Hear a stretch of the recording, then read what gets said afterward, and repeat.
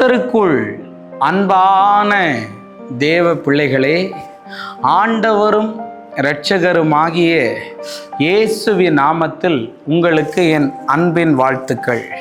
இந்த நல்ல நாளிலேயும் லூக்கா எழுதின சுவிசேஷம் 6வது அதிகாரம் அதனுடைய 48வது வசனத்தை வாசிக்கிறேன். ஆழமாய் தோண்டி கற்பாறையின் மேல் அஸ்திபாரம் போட்டு வீடு கட்டுகிற மனுஷனுக்கு ஒப்பாயிருக்கிறான். பெருவெள்ளம் வந்து நீரோட்டம் அந்த வீட்டின் மேல் மோதியும் அதை அசைக்க கூடாமற் போயிற்று.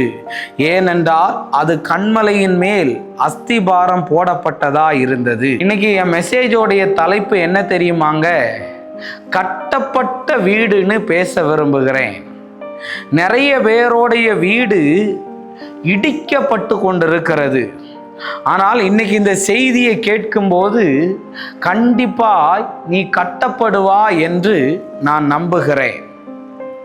வேதத்தில் வீடை எங்க கட்டணும்னு கேட்டபோது கன்மலையின் மேலே உன் வீடை கட்டணும்னு கர்த்தர் சொல்லுகிறார்.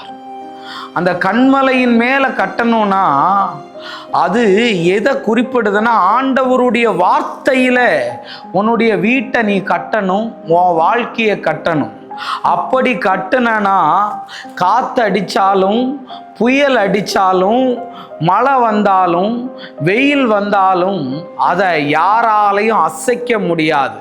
நீ வீடு கட்டுனா எப்படிப்பட்ட வீட்டை கட்டணும்னு கர்த்தர் சொல்றாரு.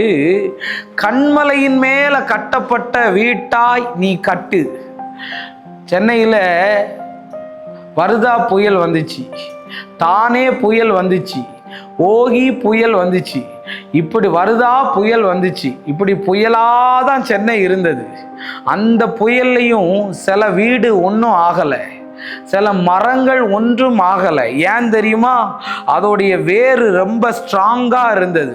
இன்னைக்கு நான் சொல்ல வரேன், உனக்கு எவ்வளவு பெரிய பிரச்சனை வந்தாலும், எவ்வளவு பெரிய போராட்டம் வந்தாலும், இந்த கல்லின் மேல் மோதுகிறவன் நொறுங்கி போவான்னு சொன்ன மாதிரி நீ நொறுங்க மாட்ட.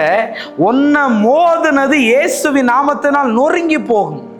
கன்மலையின் மேலே கட்டு. ஆனால் நிறைய பேர் இன்னைக்கு வீட்டை எதில் கட்டுறான்னு தெரியுமா? லூக்கா 6வது அதிகாரம் 49வது வசனத்தை வாசிக்கிறேன். என் வார்த்தைகளை கேட்டு அவைகளின்படி செய்யாதவனோ அஸ்திபாரம் இல்லாத மண்ணின் மேல் வீட்டை கட்டின மனுஷனுக்கு ஒப்பாய் இருக்கிறான். நீரோட்டம் அதன் மேல் மோதின உடனே அது விழுந்தது, வீடு முழுவதும் அழிந்தது என்றார். இது இப்போ என்ன தெரியுமா? மண்ணின் மேல கட்டின வீடு. மண்ணின் மேல கட்டின வீடு என்ன ஆகும் தெரியுமா? மழை வந்தாலும், வெயில் வந்தாலும், புயல் அடித்தாலும் டப்புன்னு அது அழிஞ்சு போயிடும். இந்த பீச்சில் எல்லாம் விளையாடுறவங்கள பாருங்க. பீச்சு பக்கத்தில் நிறைய பேர் வீடு கட்டி விளையாடுவோம். அது நல்லா கட்டி அவ்வளோ அழகாக இருக்கும். ஆனால் ஒரு அலை வந்து அடித்த உடனே என்ன ஆயிரும் தெரியுமா? அந்த வீடு இருந்த இடமே தெரியாமல் காலி ஆயிரும். இன்னைக்கு நான் உங்ககிட்ட சொல்ல வரேன், மண்ணில் கட்டாத, கன்மலையில் கட்டு. அவங்களுக்கும் ஒரே பிரச்சனை தான், இவங்களுக்கும் ஒரே பிரச்சனை தான். ஆனால் இந்த பிரச்சனையில் இவங்க அழிஞ்சிட்டாங்க, அவங்க எழுந்துட்டாங்க. அதுக்கு காரணம் கன்மலையில் கட்டு.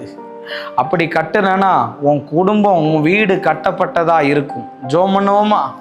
அன்பான ஆண்டவரே, இந்த நேரத்திற்காக நன்றி. அநேகருடைய வீடு இடிக்கப்பட்ட நிலைமையில இருக்கலாம், அநேகருடைய வீடு இடிந்து போகிற நிலைமையில இருக்கலாம். ஆனால் உம்முடைய வார்த்தையை வச்சு ஆண்டவர் கட்டும்படியாய் ஜெபிக்கிறேன். இயேசுவின் நாமத்தில் வேண்டுகிறேன் நல்ல பிதாவே. ஆமேன், ஆமேன். God bless you. கர்த்தர் உங்களை ஆசீர்வதிப்பார்.